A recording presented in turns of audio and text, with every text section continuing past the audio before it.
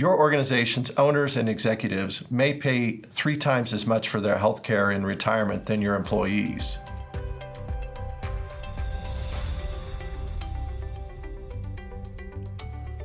Studies recently have shown that all employees are becoming increasingly concerned about how they're going to pay for healthcare when they retire. But the people that really should be most concerned are those higher income earners. And that's because of a little thing called IRMA, or what we call Medicare means testing. Yeah, Shannon, that came out in 2007 and basically has changed quite a bit even since then over the last 13 years. But basically what means testing means is that the more income you earn in retirement, the more you're going to have to pay for your Medicare Part B and Part D premiums. Yep, and a lot of people are surprised by this. How crazy is it that some people have to pay much, much, much more for exactly the same coverage? It's not like they're really getting better insurance, it's just that they pay more for the same thing. And why is that, Michael? Let's kind of go back historically and talk about why this was put in place and where do you think it's going to go in the future? You know, it's really done to shore up the Medicare program. If you look at Medicare, it primarily is a pay-as-you-go type of program.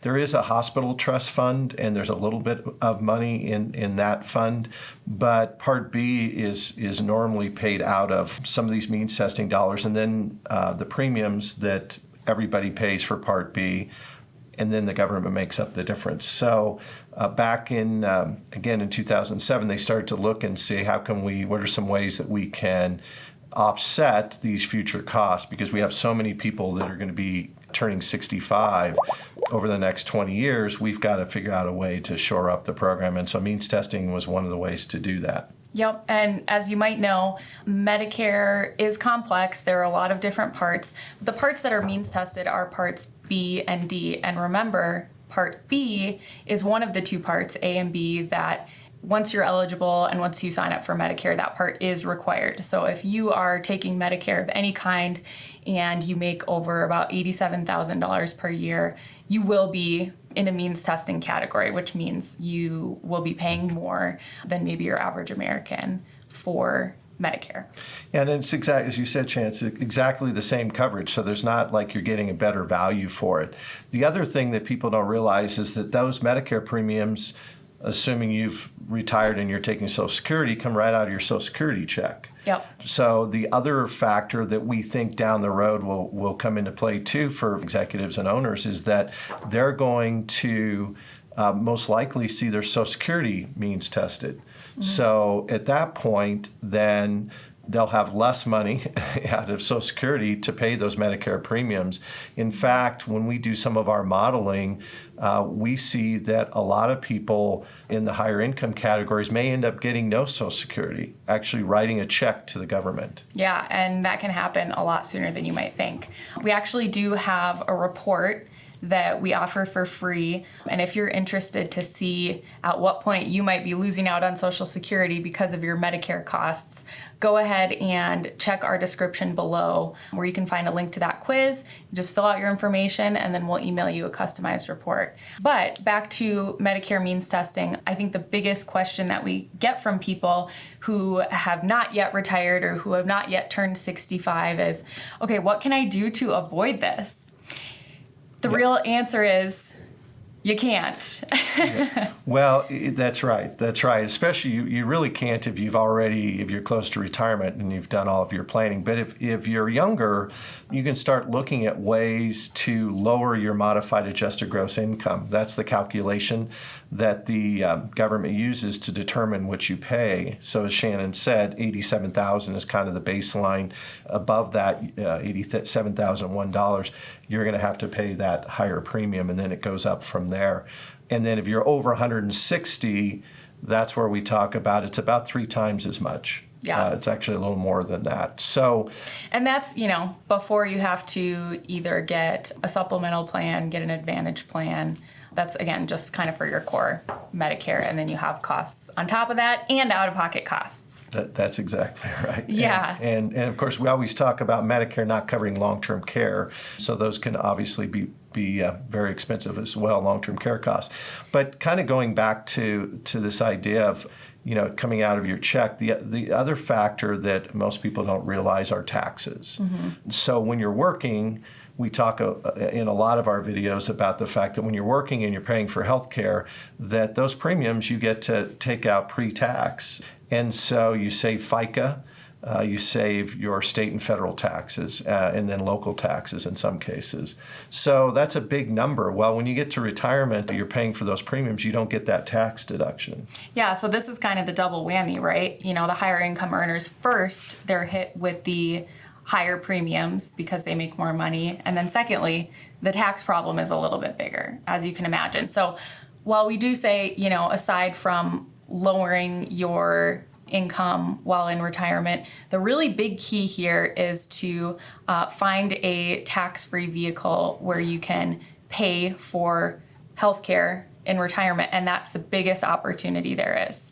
So if you're 65, it might be too late to work on some of this planning. If you're younger, there actually are some opportunities aside from just, setting aside money specifically for your healthcare costs. There are some things that you can do. That's right. So health savings accounts, one big thing. Roth 401ks or Roth IRAs, because those dollars come out tax-free. You can also, if you happen to be a business and you have a defined benefit plan, you can use what's called a 401h account that allows you to set money aside that will be tax-free when your employees retire to be able to pay for those healthcare costs. Life insurance, permanent life insurance, whether it be whole life or universal life or indexed universal life or even variable life. Those plans all have accumulation values that build up into those policies, and so they can be a great tool to use for funding for healthcare costs and being able to take money out tax-free that avoids that modified adjusted gross income calculation. Yeah, absolutely. And again, don't forget about long-term care. Anything long-term care related isn't going to be covered by Medicare, so it really should be part of your planning. That's exactly right. And we've been seeing with the election coming up, we've been hearing the different tax plans. Certainly Joe Biden's tax plan talks a little bit about raising taxes on individuals with incomes over $400,000. And some of the things they're looking to change is to continue having people over $400,000 pay the Social Security tax, so 12.4%. They're looking at raising the higher marginal or the highest marginal income tax bracket to 39.7%. We think that this is going to have to happen down the road at some point when it comes to Medicare and Social Security, because there's just not enough dollars to fund those programs and fund the rest of the government. So, so it's really important to understand that. Yeah, so the younger you are, really the more you are likely to be impacted, the more you'll probably have to pay in the long run. So the good news is if you're under 65, there's still some time to plan. But the bad news is, you've got a lot to plan for. So that's what we're here for. We're here to help. We actually have another video that you should check out next if you want to see examples of what that breakdown looks like, and if you want to go into a little bit more detail about these healthcare costs that we're talking about, as well as the tax implications. That's right. I think you'll be very surprised, not pleasantly, about what the projected costs are, especially for somebody, if we assume you live out to age 90, they get pretty sizable for that 55-year-old. I mean, they're sizable for the 65-year-old. So remember that Medicare for owners and executives is going to be higher for most people, and you should be planning for it ahead of time. And using your company, if it's available, to fund some of these benefits, because there are tax benefits that companies and organizations get that may be able to help, again, your owners and executives. Yeah, absolutely. If the company has the opportunity to help, you should absolutely take it. So great. So we'll look forward to seeing you on our next video, where we'll actually go through the 55 and 65-year-old example of what costs will look like. Yes, we're Shannon and Michael. We are always here to help. So if you have any questions, feel free to let us know in the comments below. And if you haven't already, make sure you subscribe to our channel and click the notification bell so you know when we come out with new videos. Thanks. Thanks.